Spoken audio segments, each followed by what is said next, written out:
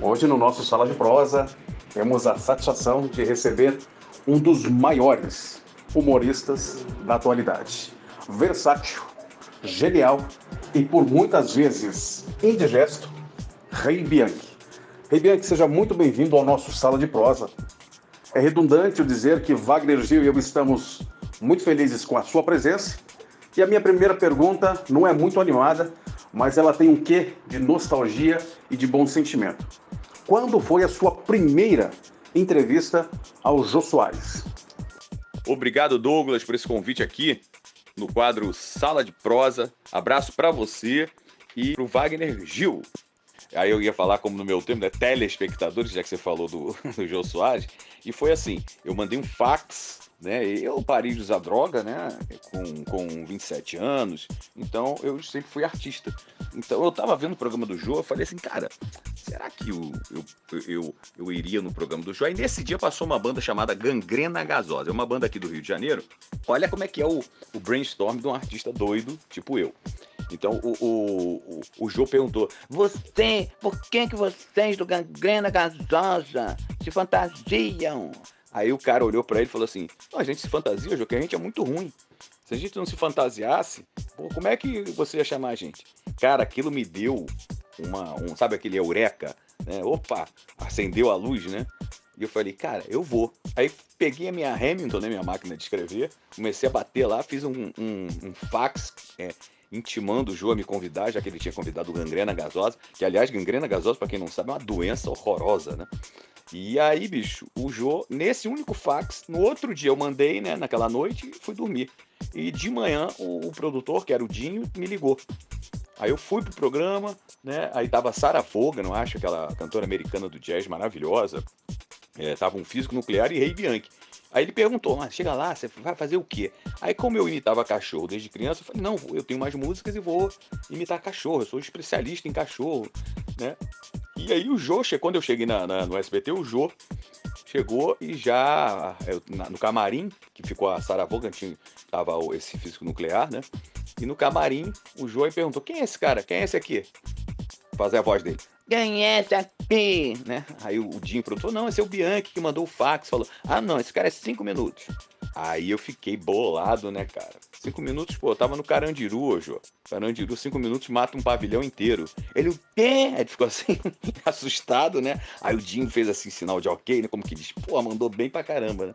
Aí fiz a entrevista, fiquei 40 minutos, sacaneei ele, falei, viu, Jô, você falou lá dentro? Ele, eu conversei aqui, olha, tô lançando esse humorista maravilhoso, que eu não conhecia, Rei Bianchi. Falei, mas lá dentro você falou que eu tinha 5 minutos. Dali, bicho, eu fui lançado no abismo da carreira de um artista independente brasileiro. Né? E aí, em vários anos, ele me chamou, me convidou, né? Mas foi assim, eu tava vendo a televisão, resolvi olhar, naquela época mandavam muitos fax, né, naquela época. Falei, cara, quando eu vi aquela banda, eu falei, pô, se esses caras estão aí, eu também vou, né? E aí mandei. E fui, e aí dali em diante começou a minha carreira através, né, da televisão. E aí me convidou 11 vezes, enfim, são várias histórias baseadas dentro do programa dele. Isso que é legal poder entrevistar o Rei Bianchi, ele já começa lá em cima. Rei, você foi ao Jô Soares então 11 vezes. Qual era o ano dessa tua primeira entrevista? Não é nessa entrevista que você canta uma música barata, viciada em DTFON, DDT, uma coisa assim. É muito boa. Vou colocar um pedacinho aqui pra galera ouvir depois. Mas vamos lá.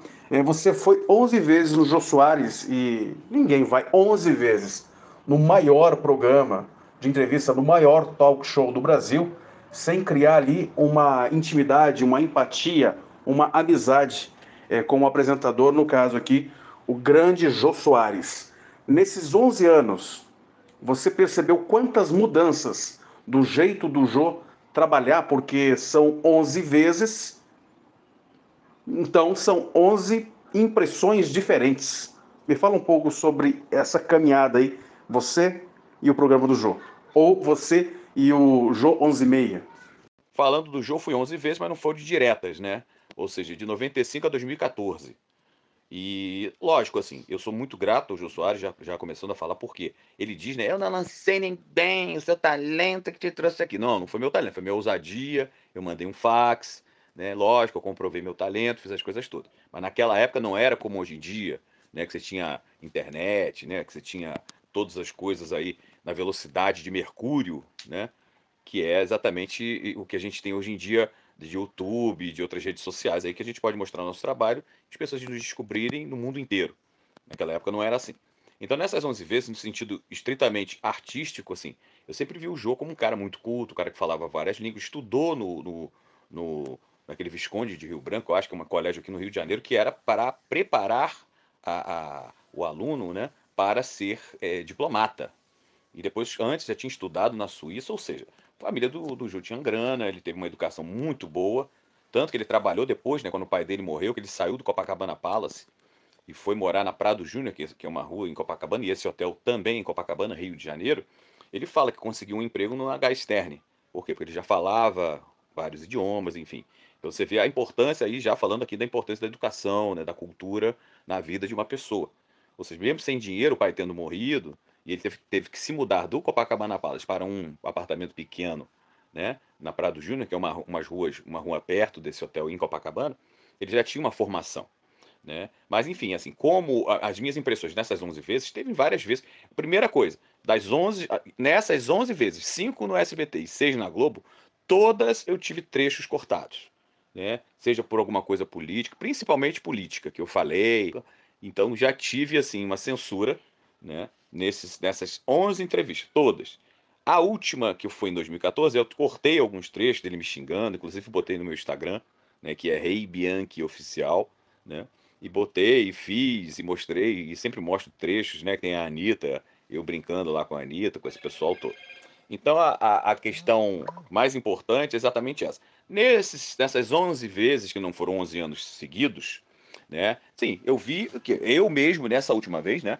O Jô sempre foi um cara muito culto e tudo, mas aí a coisa do esquerdismo, né? Na coisa daquela época em que todos os artistas do Brasil, né? Salvo o Nelson Rodrigues, né? Que eram de esquerda, né? Não sabiam exatamente como hoje as pessoas sabem o que que é, né? O marxismo, o que que é o gramscismo e todas as suas vertentes da esquerda ligados também à nova ordem mundial. Enfim, então a questão principal é essa. Nas 11 vezes que estive no programa, sempre fui muito bem recebido. Tive várias, lógico, censuras de músicas, censuras de piadas. Teve ver quando eu lembro como quando ele saiu do SBT para Globo, né? Eu fiz meia hora de entrevista, eles cortaram 15 minutos, né? Porque era a Globo, aí já era uma censura muito maior, né? Mas assim, o Jô era um cara que tinha ideais de esquerda, como todos os artistas da época dele, né? Ele tentava ser, como o humor acho que deve ser, né? Sem partido, sem nada, se criticar no sentido de crítica social, de crítica política, né? Para ter um equilíbrio, para não ser aquele cara, ele é o máximo, ele é o imperador das notícias, ele é intocável, não. Eu acho que o humor é exatamente isso, uma ferramenta, né? Não só de comédia, de riso, mas uma ferramenta de crítica. Você poder criticar, seja um governo, um sistema, né? E nos sistemas totalitários, sistemas comunistas, não existe isso. Qual comunista aí que você conhece? Né? Mesmo antigo da União Soviética, ou seja, de Pol Pot, né? Desses grandes ditadores aí, nenhum. Né? Inclusive os artistas que você conhece, não existe artista pop, né? Principalmente naquela época, né? Desses países comunistas. Esses países só tinham música clássica, essa coisa toda. Eles não estimulavam a arte, né? Isso é um grande defeito, né? Com todos os defeitos que o comunismo e suas vertentes, né? Causaram aí à humanidade. E o programa do Jô, cara, assim, o Jô com essa vertente de esquerda, nesse dia específico, né, com toda a gratidão que eu tenho a ele, só que eu contesto minha mãe, contesto meu pai, minha esposa, qualquer um, até a mim mesmo, principalmente a mim mesmo. As minhas ações, como é que eu não vou contestar o Jô? E o Jô tinha recém-entrevistado, né, acho que a Dilma do Rousseff, no programa dele, e tinha aprovado 1.500.000 reais de Selic, vamos dizer assim, eu acho que era uma lei que era similar à Lei Rouanet. E eu fiquei, e eu confrontei, falei, pô, Jô, você ganha 2 milhões, você, pô, expediu uma lei, né? Você pediu pra você fazer um espetáculo de 1.500.000. Pô, você ganhando 2 milhões. Eu não tenho salário, bicho. Eu nunca pedi, nunca entrei pra ter Lei Rouanet. Eu poderia entrar, como eu sou artista independente, porque a lei foi criada principalmente, originalmente para artistas independentes como eu nunca quis ter Lei Rouanet nem nada. E aí ele ficou bolado. Que isso, um espetáculo de teatro, tem que ter luz, tem que ter iluminação, cenografia. Eu falei, ô Jô, isso é um espetáculo de teatro de gente que tem grana. Ou então, se acostumou, porque o meu espetáculo de teatro, ou de música, ou de comédia, é com violão, bota uma guitarra e acabou. Pô, você, eu acho assim, uma vergonha você ter ganhando 2 milhões aqui na Globo, você tendo um programa desse nível, você sendo um cara de nível, de intelectual, achar que isso é normal.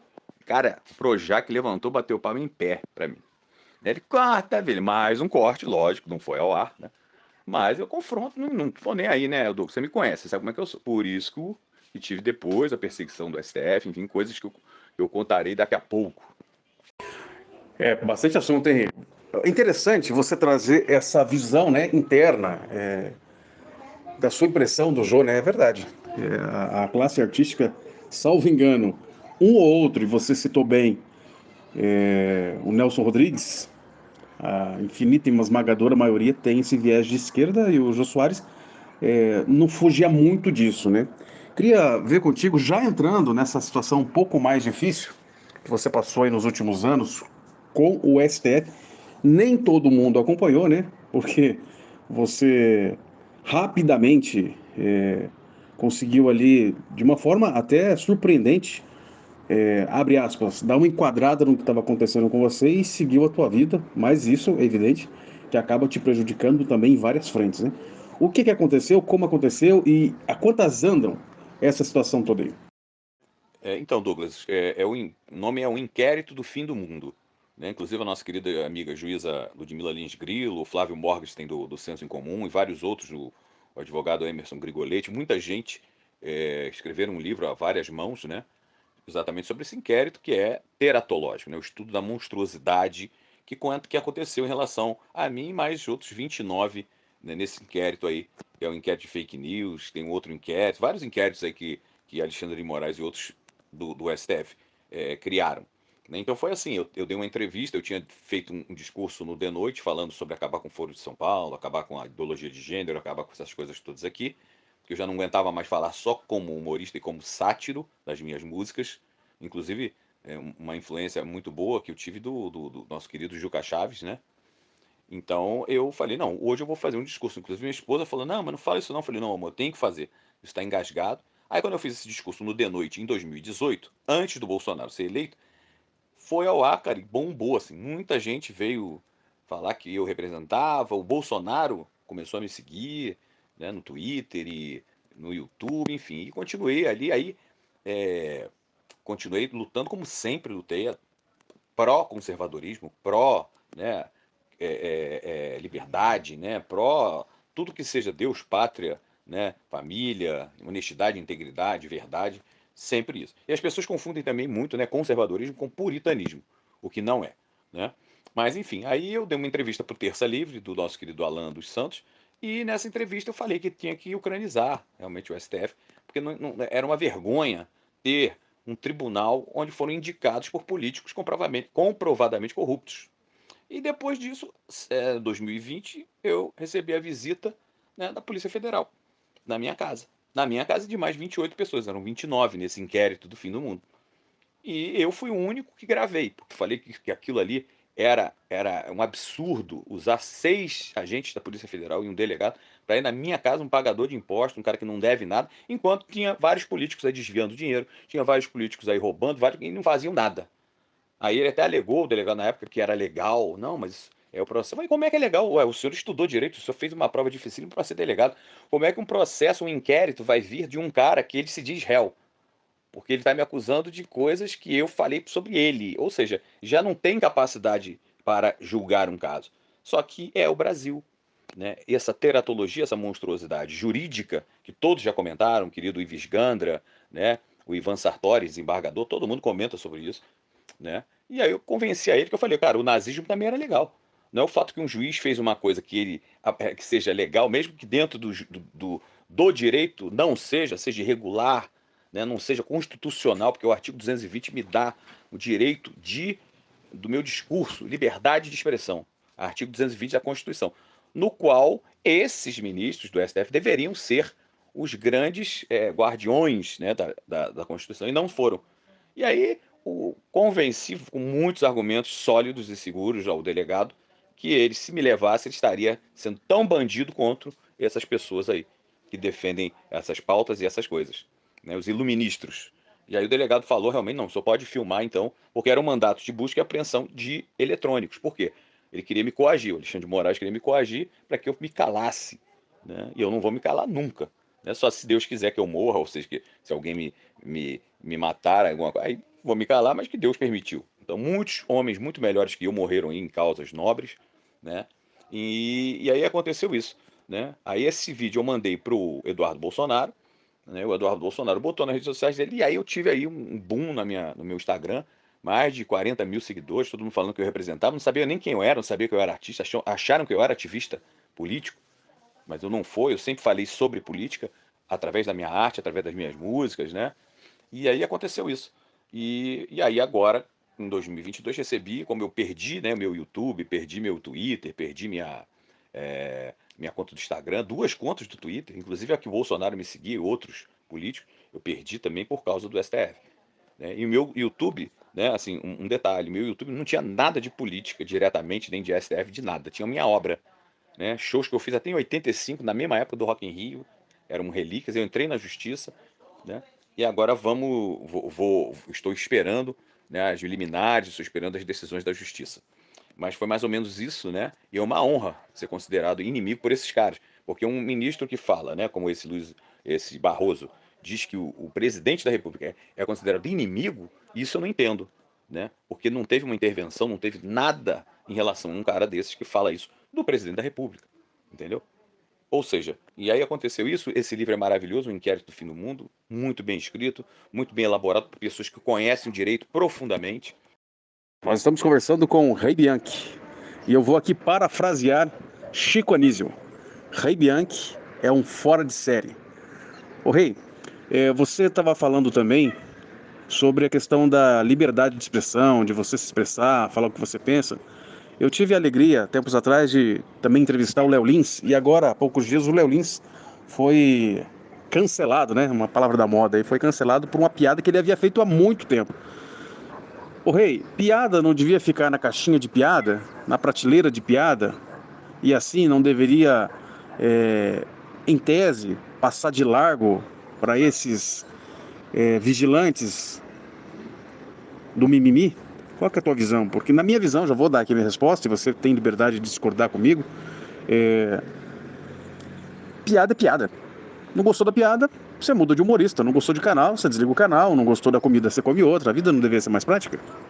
Então, meus queridos Douglas e Wagner Gil, né, a questão é artigo 220, né, da Constituição, liberdade de expressão. Caso você se ofenda com uma piada minha, você tem todo o direito de entrar, né, ou como calúnia, difamação, indignação, injúria, enfim, seja o que for.